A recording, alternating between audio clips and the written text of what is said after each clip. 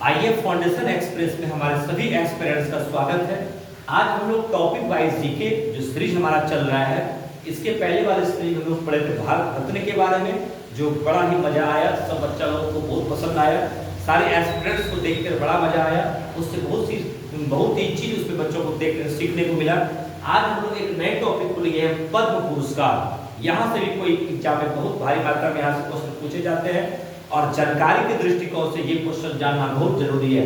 पद्म पुरस्कार, ये पद्म पुरस्कार क्या होते हैं इसको समझते हैं। पद्म पुरस्कार है क्या, पहले ये समझते हैं। पद्म पुरस्कार जैसे भारत रत्न क्या था? कला, साहित्य, विज्ञान या जन समुदाय में विशेष योगदान देने पर भारत रत्न मिलता था। भारत रत्न जो है देश का सबसे बड़ा राष्ट्रीय पुरस्कार है। उसके बाद जो आपका स्थान रखता है पद्म पुरस्कार। तो पद्म पुरस्कार जो है भारत रत्न के बाद दूसरा सबसे बड़ा राष्ट्रीय पुरस्कार है।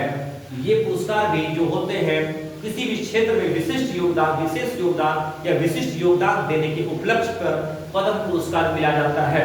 तो पद्म पुरस्कार जो होते हैं भारत रत्न के बाद दूसरा सबसे बड़ा राष्ट्रीय पुरस्कार है। अब देखते हैं ये पद्म पुरस्कार भी कितने भागों में बटा होता है। पद्म पुरस्कार जो है 3 भागों में बटा होता है। पद्म पुरस्कार 3 भागों में बटा होता है। थोड़ा सा फैक्ट और भी जानते हैं। ये जो पद्म पुरस्कार है ये भी भारत रत्न के साथ 1977 में बंद हो गया था देना, क्योंकि जनता पार्टी की सरकार आ गई थी। जनता पार्टी की सरकार इस पुरस्कार को भी बंद करवा दिया गया। जनता पार्टी सरकार द्वारा इस पुरस्कार को भी देना बंद करवा दिया गया था। और 1980 में जब इंदिरा गांधी की सरकार आती है तो पुनः इसको भी भारत रत्न के साथ स्टार्ट कर दिया गया, प्रारंभ कर दिया गया। तो पद्म पुरस्कार ये था उसका थोड़ा सा फैक्ट। अब समझते हैं। तो जब पद्म पुरस्कार की स्थापना होता है तो सबसे पहले इसको 3 भागों में बांटा गया, पद्म विभूषण, पद्म भूषण और पद्मश्री। तो पद्म विभूषण, पद्म भूषण और पद्मश्री ये पद्म पुरस्कार के 3 भाग हैं। अब इसमें जो प्रथम भाग है जो थोड़ा सा ज्यादा इंपॉर्टेंट है और जो थोड़ा सा इन दोनों से ज्यादा पावरफुल है, तो पद्म विभूषण जो पुरस्कार है ये एग्जाम में क्वेश्चन पूछा जाता है कि भारत रत्न के बाद दूसरा सबसे बड़ा राष्ट्रीय पुरस्कार कौन सा है। अब आपको टिक लगाना है पद्म विभूषण, ना कि पद्म भूषण ना पद्मश्री। एग्जाम में ये भी क्वेश्चन पूछा जाता है पद्म भूषण जो है कि राष्ट्रीय पुरस्कार का स्थान कैसा है, 3रा स्थान, पद्मश्री का 4था स्थान। तो पद्म विभूषण जो होते हैं, जैसे भारत रत्न जो है मैक्सिमम 5 आदमी को 2024 से मिलना प्रारंभ हुआ है, क्योंकि पहले 3 आदमी को मैक्सिमम मिलता था और उसके बाद 7 से 8 आदमी के आसपास थोड़े से लिमिटेड आदमी होते हैं जो जिनको पद्म विभूषण मिलते हैं। पद्म विभूषण जो होता है बहुत ही गौरवान्वित पुरस्कार होता है।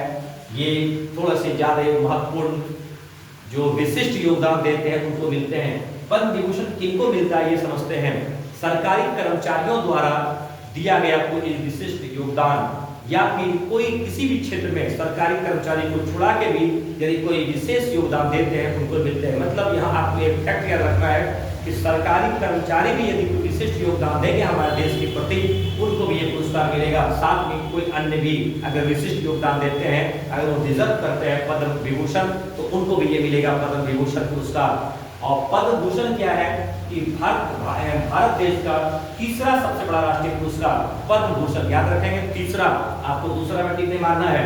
ये दूसरा हम क्या लिखे हैं, ये पद्म पुरस्कार के दूसरे भाग हैं। दूसरा पुरस्कार ये नहीं है। भारत देश का 3रा सबसे बड़ा राष्ट्रीय पुरस्कार अगर कोई है वो है पद्म भूषण, और भारत देश का 4था सबसे बड़ा राष्ट्रीय पुरस्कार है वो है पद्मश्री।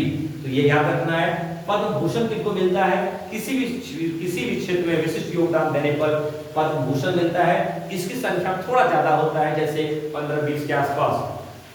और पद्मश्री भी क्या होता है, 4था पुरस्कार है ये 3रा जो लिखे हैं ये पद्म पुरस्कार का 3रा भाग है, लेकिन राष्ट्रीय पुरस्कार में पद्मश्री का जो स्थान है वो 4था होता है। इसलिए ये देखते हुए बहुत सारे व्यक्तियों को, भारतवासियों को ये पुरस्कार मिलता है। जैसे क्रिकेट में बहुत सारे खिलाड़ियों को ये सब पुरस्कार मिलते ही रहता है। लगभग 150-150 के आसपास ये पुरस्कार हर साल मिलता है।